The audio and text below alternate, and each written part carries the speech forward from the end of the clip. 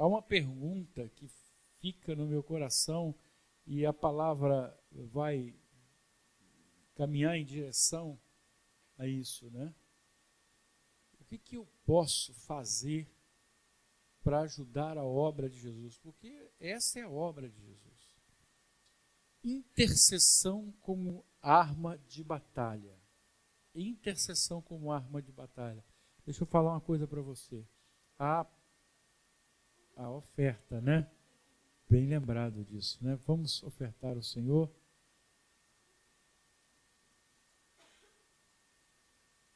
Isso aí. Eu ainda vou descobrir por que desprezam a minha oferta. Toda vez fica o meu envelope aqui. Hoje eu vou ficar vigilante.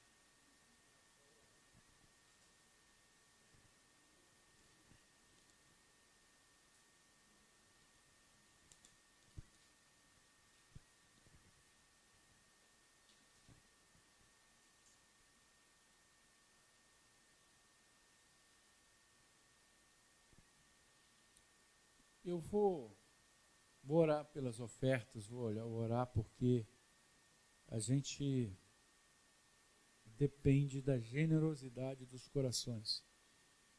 Deus não, né? E logo nós vamos orar pela Angélica. Eu tenho orado pela Angélica e eu creio que amanhã vai ser um dia especial em Itaperuna, não? Vai sumir toda a enfermidade em nome de Jesus. Temos clamado. Então vamos aproveitar. Eu creio que nas nossas mãos há um milagre de Deus, como oferta de misericórdia de Deus sobre nossas vidas. A Vilma me falou que como é que é o nome dela, da sua avó? Estava doente? Eurides. Então nós vamos orar para que toda enfermidade se afaste da nossa história. Eu quero também orar pela dona Marildes, está passando uma fase muito difícil. Irmãos, a Bíblia manda a gente aproveitar enquanto a gente é jovem. E essa é uma verdade profunda. Por mais que você tenha um ânimo renovado em servir ao Senhor, à medida que os anos vão passando, o corpo já não responde tão bem aos seus sonhos, né? Então, quando olho para trás, eu falo assim, carreguei muita caixa de som que hoje eu não carregaria. Carreguei no tempo próprio. Não é isso? Carreguei no tempo próprio. Se eu tivesse deixado para depois, hoje eu não teria condição. Então, faça o seu esforço maior hoje. O Marco está chegando aí, glória a Deus, né? Senhor. Eu estava sentindo alguma coisa aqui dentro do peito, irmão. Sinceramente, foi olhar, eu não sei, eu olhei a blusa verde e falei, caldo verde, o Marcos chegou. É isso aí. Algo moveu aqui no meu coração.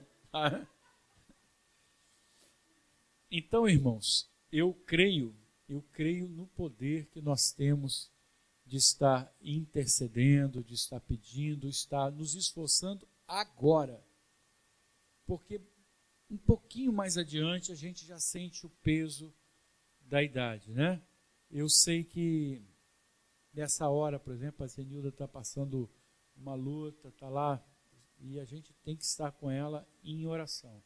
Então eu quero fazer uma convocação para que toda a igreja ou vai ligar para a Zenilda ou vai mandar uma mensagem para ela, tá bom? É muito bom a gente às vezes se sentir amado, mas sobretudo ouvir que é amado. E nós amamos muito a Zenilda, eu pessoalmente gosto muito da Zenilda, né? E queria pedir isso para os irmãos. E vamos interceder pela minha sogra também, a dona Marildes. Ela está passando por um período difícil e que o Senhor nos renove as forças, né? Amém, irmãos? Vamos ficar de pé, então vamos orar. E eu sei que o mover de Deus vai estar sobre este lugar, sobre a sua vida, sobre a vida daqueles que estão também esperando esta unção do céu. Pai amado, querido Deus, na autoridade do nome de Jesus, nós estamos aqui para te oferecer, Senhor, esse envelope Mas esta oferta não é tudo, Senhor. Aliás, ela é quase nada, porque o mais importante vai no nosso coração, o amor que nós sentimos por cada irmão, Pai. E nós sentimos muito amor pela Zenilda, Senhor. Queremos pedir, Senhor, pela Angélica, Senhor. Eu creio que uma só palavra tua, Senhor, pode alcançá-la em Itaperuna, e eu quero, Senhor, eu quero glorificar o teu nome como testemunho profético sobre o dia, amanhã da quinta-feira, Senhor. Que possa ser uma manhã diferente, com a Angélica curada, Senhor. Curada, Senhor. Eu peço também pela Dona Marilde, meu Pai. Pai, para que o teu Espírito Santo possa movimentar onde nós não podemos chegar, Senhor. Muitas áreas, meu Pai, que nós necessitamos que a tua ação possa alcançar. Pai, eu também quero pedir, não só pelos enfermos, mas por aqueles que estão cuidando dos enfermos, meu Pai. Como precisam de força, Senhor, para sustentar com paciência, Senhor. Oh, meu Pai, atende o clamor da tua igreja, a tua igreja concorda nisso, Senhor. Em o nome de Jesus nós pedimos, Senhor. Abençoa o trabalho das nossas mãos.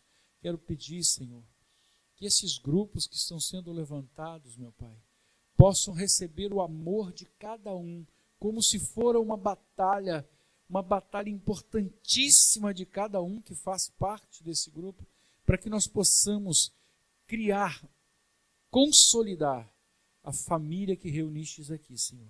Em o nome de Jesus, amém. Amém, igreja? Pode se assentar.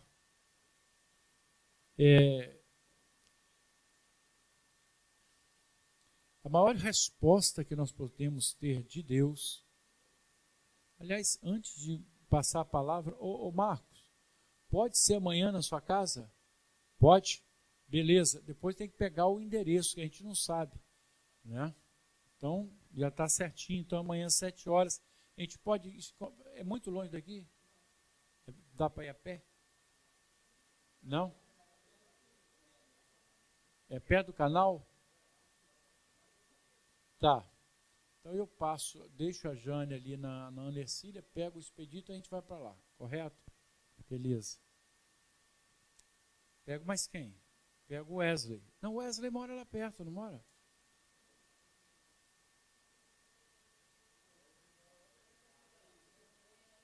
Mora pertinho. E o Rodrigo, o que eu vou fazer com o Rodrigo? Eu pego o Rodrigo aqui. Olha que cruel, vai a pé, né? Ele vai andando, vai andando. Não, eu ligo para o Rodrigo, vou combinar com ele. Irmãos, intercessão como arma de batalha. Amém? É a palavra que a gente está trazendo de Deus para a igreja. Abre então a sua Bíblia. Vamos ler o texto que está em Êxodos, capítulo 17, versículo 9.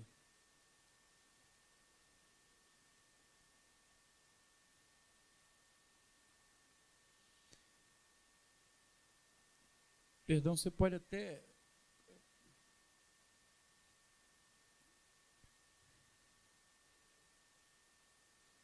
Eu vou antecipar um pouquinho, só para a gente contextualizar. Eu coloquei para Priscila o 9, mas é 8. Vou botar o 8 ali sem problema nenhum, né? Então nós vamos ler a palavra que está em Êxodo, capítulo 17, versículo de 9 a 15. E o tema da mensagem dessa noite é intercessão como arma de batalha. Amém? Então veio Amaleque e pelejou contra Israel em Refidim. Com isso ordenou Moisés a Josué: escolhe-nos homens e sai, peleja contra Amaleque. Amanhã estarei eu no cume do outeiro, e a vara de Deus estará na minha mão. Fez Josué como Moisés lhe dissera, e pelejou contra Amaleque. Moisés, porém, Arão e Ur subiram ao cume do outeiro. Quando Moisés levantava a mão, Israel prevalecia. Quando, porém, ele abaixava a mão, prevalecia Amaleque. Ora, as mãos de Moisés eram pesadas, por isso tomaram uma pedra e a puseram por baixo dele, e ele nela se assentou. Arão e Hur sustentavam-lhe as mãos, um de um lado e o outro do outro. Assim lhe ficaram as mãos firmes até o pôr do sol. E Josué desbaratou a Amaleque e a seu povo ao fio da espada. Então disse o Senhor a Moisés: escreve isto para a memória no livro e repete-o a Josué, porque eu hei de riscar totalmente a memória de Amaleque de debaixo dos céus. E Moisés edificou um altar e lhe chamou: o Senhor é a minha bandeira. Amém? Pai querido, em nome de Jesus eu peço que o Teu Espírito Santo esteja sobre nós, que o nosso coração se abra à Tua palavra, para que nós possamos verdadeiramente sentir o Teu mover através dos intercessores que o Senhor quer levantar e tem levantado neste lugar. Nós cremos, Pai, na autoridade do nome de Jesus. Nós não cremos em homens, não cremos no histórico de nenhum deles, porque não há nenhum que não tenha pecado. Mas nós cremos na autoridade do nome de Jesus e é baseado nesta rocha que nós nos aproximamos do Teu altar. Por isso nós pedimos que este entendimento, esta fé, possa estar sendo firmado no nosso coração através desta palavra. É o que nós te pedimos, em o nome de Jesus. Amém. Irmãos, é uma história talvez bem conhecida, essa história de Amaleque combatendo o povo de Deus. E nós vamos, é claro, interpretar aqui Amaleque como um inimigo. Todo aquele que vai contra a vontade de Deus é diabo. Todo aquele que vai contra o propósito de Deus é demônio. Todo aquele que age como quem vai contra a intenção do Senhor é Satanás. Por isso que Jesus, quando estava falando sobre a necessidade da sua morte, Pedro não entendia, não discernia o que significava aquilo enquanto um projeto, um plano de Deus, um plano de salvação. Era necessário que o Senhor fosse levantado na cruz, e quando ele fosse levantado da cruz, ele atrairia a todos para ele. Todos. Então, a salvação do Senhor, ela é plenamente alcançável por todos, porque ela foi extensiva a todas as pessoas. Atrairei todos a mim, quer dizer, a minha salvação é plena. Por isso que eu não acredito nem em predestinação e nem salvação mediana. Não acredito nisso. Eu acredito naquilo que a palavra claramente se coloca para mim. Que Deus morreu para que todos tenham vida e vida em abundância. Amém? Então o Senhor foi levantado. Pedro não entendia aquilo. Pedro não entendia. Então Pedro achou que poderia contradizer o Senhor, dando ideia. Jesus virou e falou assim: afasta-se de mim, Satanás, porque não tens o conhecimento da verdade do Pai. Você não está entendendo aquilo que o Senhor está programando. Então, todas as vezes que você tem um inimigo na sua vida, esse inimigo que está se colocando contra o projeto de Deus, na verdade, ele está sendo um instrumento, ou é o próprio instrumento de Satanás, amém? Esse povo, os amalequitas, eles estavam guerreando contra o povo hebreu, e o povo hebreu, a força do povo hebreu, vinha do Senhor, amém? Como a nossa força vem de Deus. Se você ficar sozinho em casa, você vai perdendo a sua força. Por isso que a grande estratégia do diabo ainda é nos isolar. O diabo quer separar. O diabo quer você colocar você num cantinho, e aí você fica isolado, você começa a se entristecer, entra naquela melancolia, e o Senhor quer que a gente viva em comunhão exatamente porque todos nós podemos em comunhão expressar força pelo outro. Quando a palavra diz suportai-vos uns aos outros, Não quer dizer suportar de aguentar o chato. Quer dizer suportar como segurar, ser base, ser estrutura para o outro. Então, quando um está desanimado, chega assim, não, ânimo, vai dar certo, isso vai passar. Não é assim? Né? Às vezes a pessoa liga para você e fala assim, olha, não se preocupa não, eu soube o que está acontecendo, mas a gente está orando, a gente está com você. Né? E mesmo que as coisas fiquem difíceis, a gente tem paz em meio a grandes tormentas, porque a gente vive em comunhão. O diabo quer que você se separe, né? Fique isolado, porque ele sabe que a nossa força está no Senhor, está na reunião do povo do Senhor. Então, a mesma coisa estava acontecendo naquele momento ali com o povo hebreu. O povo de Deus dependia do Senhor, né? Estava numa região chamada Refidim, e eles estavam numa grande batalha. Moisés chega para Josué e fala assim, Josué, você escolhe os homens e você vai à frente da batalha. Você vai combater os amalequitas. Mas eu vou ficar aqui, né? Eu, Arão e Ur, nós vamos subir e vamos interceder. Me lembra muito Jesus quando sobe e chama os discípulos. Lembra disso? João fala isso, que Jesus fala assim, vamos ficar aqui e vamos orar. Né? E aí eles dormem, não conseguem. Ao contrário do que fez exatamente Arão e Ur. Eles perceberam que todas as vezes que Moisés levantava as mãos, o povo de Israel prevalecia. Todas as vezes que Moisés abaixava as mãos, o povo de Israel perdia. E aí eles perceberam, que bom que Moisés está aqui orando com as mãos levantadas. Mas aí Moisés começou, porque não é fácil, começava a se cansar. E eles falaram assim, como é que a gente vai manter as mãos de Moisés levantadas? Né? Fica complicado. Então eles colocaram uma pedra, Moisés senta aqui nessa pedra, e um de um lado e o outro de outro começaram a segurar a mão, os braços de Moisés, e através dessa estratégia, Israel venceu.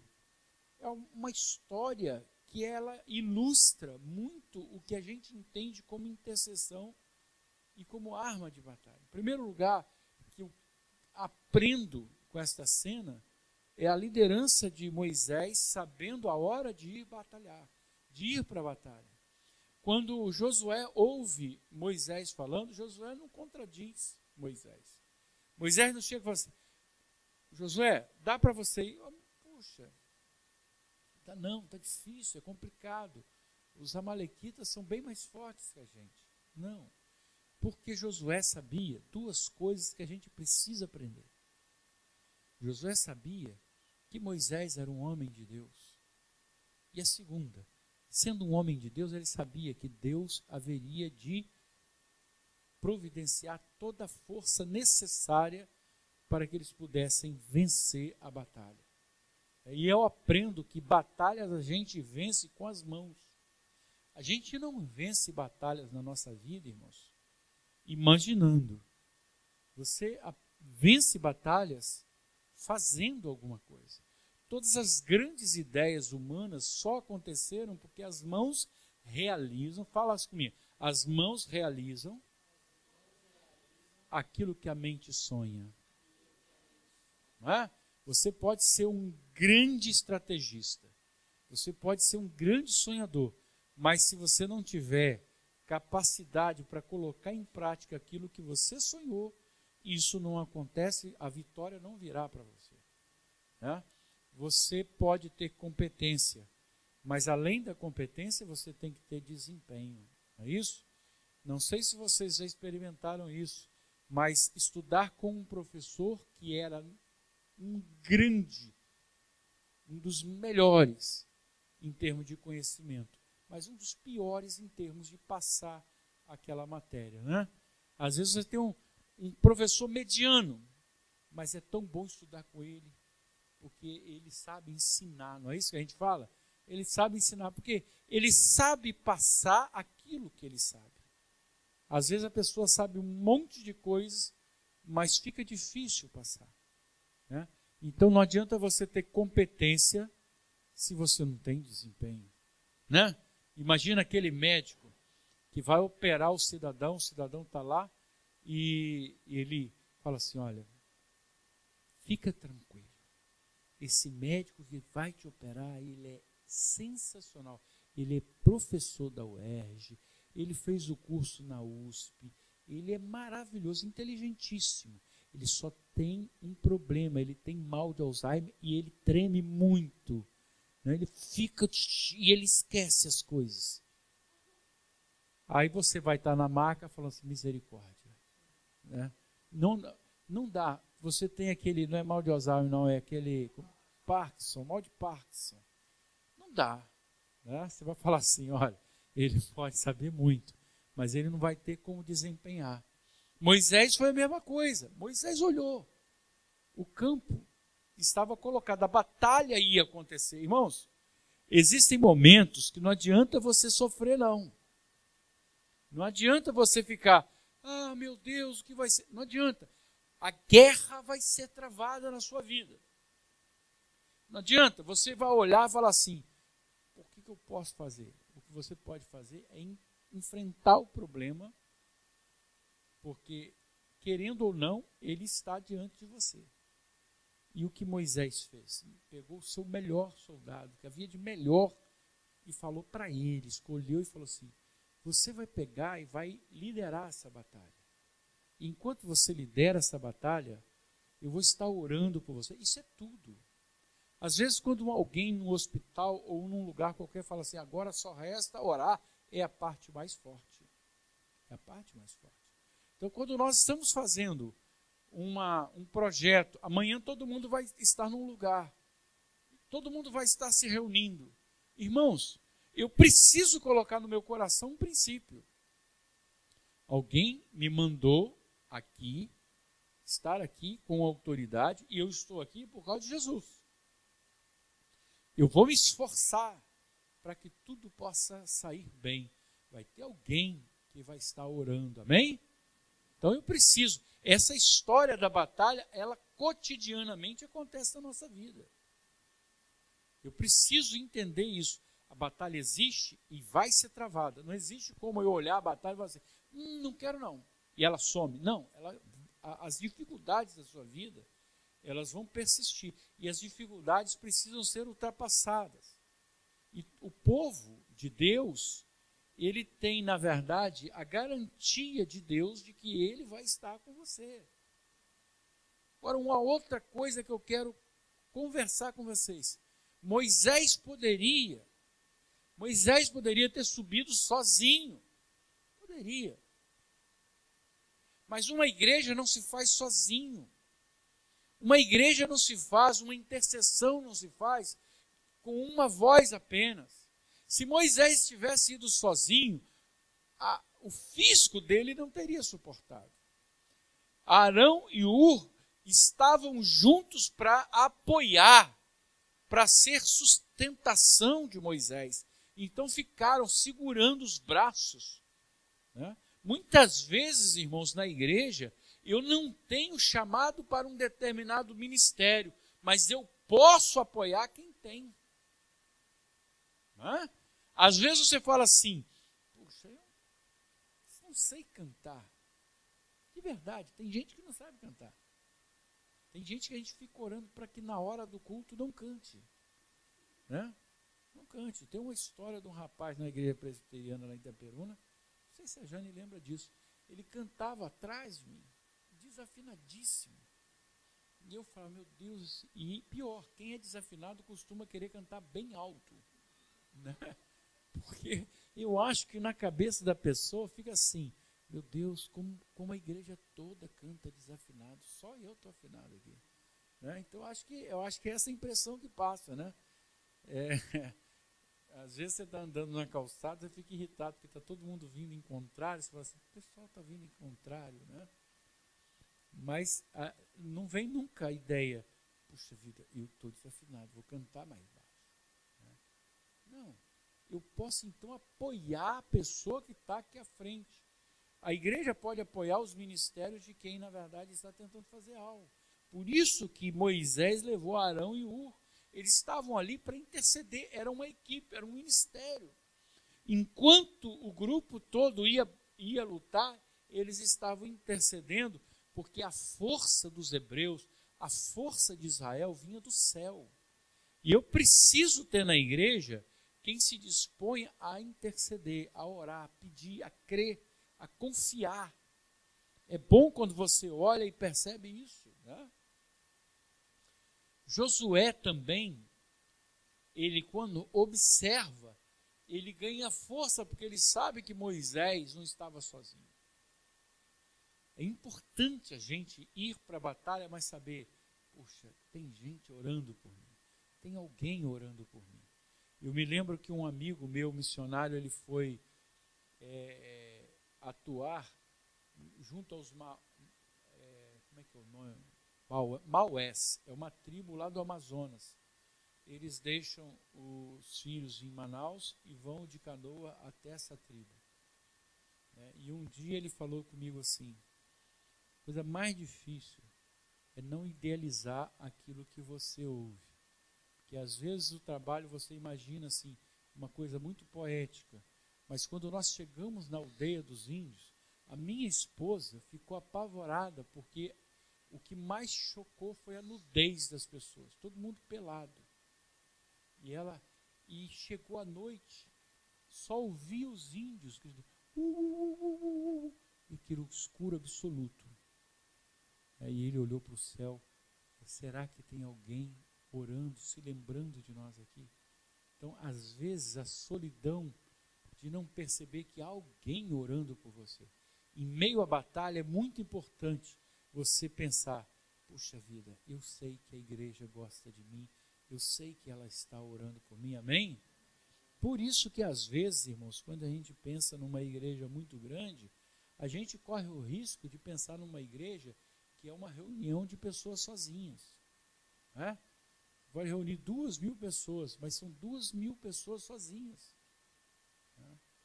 Eu me lembro que lá em Itaperuna, o formato da igreja era um L, porque tinha um pessoal que ficava dentro do templo e outro ficava com a tenda, que era geminada. Eu me lembro que um dia um rapaz encontrou com o outro e falou assim, rapaz, tudo bem? Tudo bem, você congrega aqui? Ele falou assim, eu também. Quer dizer, os dois congregavam na mesma igreja e um não sabia do outro.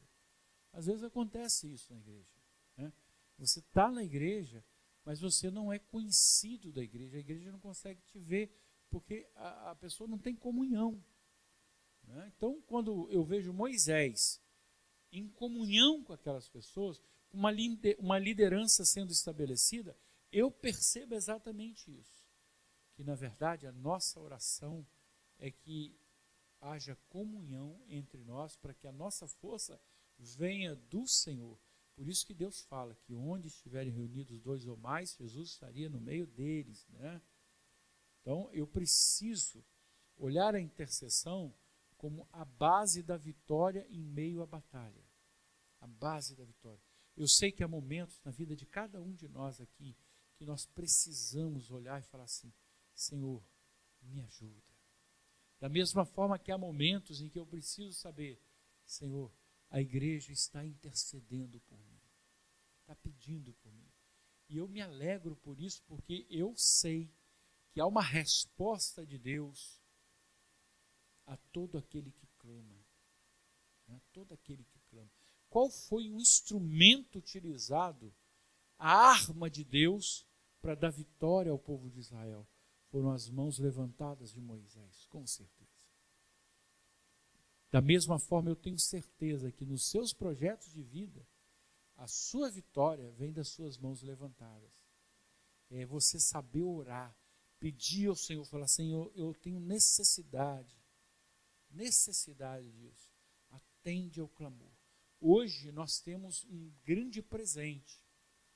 E eu gosto de pensar nisso porque tem toda a lógica de Deus. Imagina, Moisés levantou os seus braços e sobre Moisés estava a autoridade do intercessor, amém? Ele estava pedindo pelo povo de Israel. Mas há um que foi enviado por Deus e que quando abriu os braços na cruz se tornou sim a base da nossa vitória, amém? É Jesus. E para que os braços de Jesus não se cansassem, eles foram cravados numa cruz para que você tivesse vitória. Né? Para que você tivesse vitória. Quando eu penso nisso, eu penso que Deus estabeleceu Jesus na cruz como a certeza de que Ele é o mediador, o único e verdadeiro entre Deus e o seu povo, amém? E aí eu pego 1 Timóteo capítulo 2, versículo 40, a palavra maravilhosa diz assim, que Deus deseja que todas as pessoas sejam salvas e cheguem ao pleno conhecimento da verdade, porque há um só Deus e um só mediador entre Deus e o ser humano, Cristo Jesus, homem. Cristo Jesus, há um só mediador. Ele se entregou em resgate por todos para servir de testemunho a seu próprio tempo. Então, em nenhum outro a salvação, senão em Jesus. Quando eu estou orando, quando eu estou pedindo ao Senhor, Senhor, fortalece a minha vida, eu tenho que colocar o meu coração naquele que é a autoridade, que me dá autoridade de me aproximar. Quarta-feira é um dia especial para nós. É o dia da gente olhar para o céu e falar, Jesus, entra como meu advogado, na minha causa. 1 João 2,1 diz a palavra, caros filhinhos, estas palavras vos escrevo para que não pequeis. Se, entretanto, alguém pecar, temos advogado junto ao Pai, Jesus Cristo, o justo. Então, irmãos, que nesta noite você possa olhar e pensar e refletir, como que eu posso ajudar na igreja? Às vezes, basta que eu sustente aquele que está intercedendo, basta que eu perceba a liderança. Irmãos, muitas vezes na igreja as pessoas consideram o pastor como a pessoa mais forte da igreja, amém? Muitas vezes. Você sabe que há uma grande parcela de pastores que, por conta disso, estão visitando consultório de analista, tomando remédio, passando por depressão. Por quê? Porque colocaram sobre si mesmos as respostas que só podem ser encontradas em Deus. Né? Então, há certas coisas que o pastor não pode pensar de si mesmo e a igreja não pode pensar dele. O pastor, ele tem que ter na lição de Moisés a certeza de que os braços são humanos e fraquejam. Amém? Às vezes o pastor fica fraco, às vezes o pastor precisa que alguém incentive, que precisa de alguém, pastor, o que a gente pode fazer? Vamos juntos. E a gente se esquece disso. A gente se esquece disso. Comigo não, que eu sou muito forte. Né? Sem problema, eu sou muito forte. Mas às vezes a gente esquece isso. E cobra muito. Né? E cobra muito, como se fora um ser excepcional. E o pastor não é esse ser excepcional. Não merece esse julgamento. É uma pessoa comum que poderia e teria todo o direito de sentar na igreja como você se assenta. Mas que Deus o levanta com uma responsabilidade de ser um intercessor, de ser um coordenador. Moisés foi levantado assim e os braços de Moisés foram sustentados. Que a gente aprenda também que na igreja eu preciso olhar o outro com misericórdia e compreendendo que o outro é humano tanto quanto eu. Que esse é o momento de intercessão, é o momento de olhar e falar, Senhor, que eu possa ser sustentação da mão do meu companheiro, daquele que está junto da igreja, que caminha comigo, né? Tem muito pastor sofrendo. Uma vez eu estive conversando com um pastor aqui, eu conheço pouco pastor aqui, e ele falando comigo,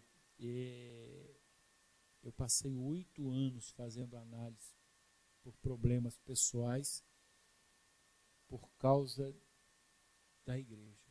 Foi por quê, pastor? Muita cobrança, muita solidão. Eu falei, mas a culpa não é só da igreja, a culpa também é do pastor. Sim, porque o pastor veste a capa, né? E a igreja finge que está bonita, né? Não dá, pastor é forte, pastor é forte. Não é. Moisés estava enfraquecido. Moisés estava enfraquecido. Jesus muitas vezes se mostrou cansado. E eu preciso entender a minha humanidade. Você precisa entender a sua humanidade. Deus não veio até nós porque nós somos um povo forte. Deus veio até nós porque Ele nos amou primeiro, amém? Nós vamos estar orando agora, clamando ao Senhor. Eu sei que o Senhor sempre ouve aquele